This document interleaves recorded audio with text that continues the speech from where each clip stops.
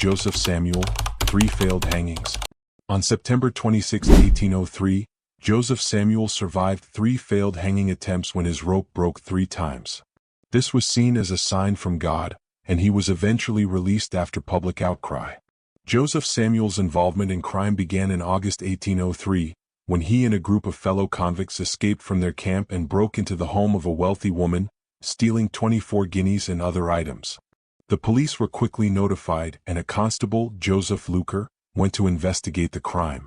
However, the next morning, Luker was found dead, and the circumstances of his death shocked the community. The investigation led to the arrest of Samuel, who confessed to the robbery but denied any involvement in the death of the constable. Despite his denial, Samuel was convicted of murder and sentenced to death by hanging. On September 26, 1803, Samuel, alongside another convict, James Hardwick, was brought to Parramatta for their public execution. As Samuel stood on the gallows, he surprised everyone by accusing another member of his gang, Simmons, of committing the murder. The crowd became agitated, and a brief commotion ensued. As the execution continued, Samuel devoted his final moments to prayer, and the executioner prepared to carry out the sentence. However, what followed was anything but ordinary.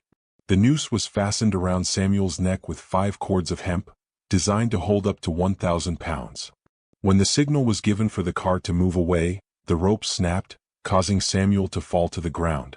The executioner, embarrassed, quickly prepared a second rope and attempted to hang Samuel again.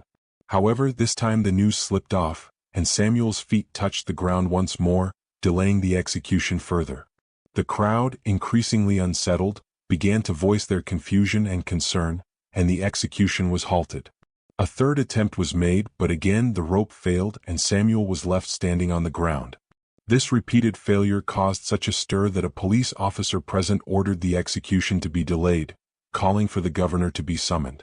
The crowd, now convinced that something extraordinary was happening, saw the event as a sign of divine intervention. Samuel, having been given a second chance, must have been overwhelmed by the complexity of his situation, aware that fate had intervened in his life. However, after surviving 3 failed execution attempts, Joseph Samuel's fate seemed sealed, but his luck had run out. His sentence was commuted to life imprisonment, and he was sent to Kingstown, Newcastle, to work in the mines. However, in 1806, Samuel made one final attempt to escape. Along with 7 other men, he escaped the settlement by boat. The group was presumed to have drowned, and Samuel's body was never found.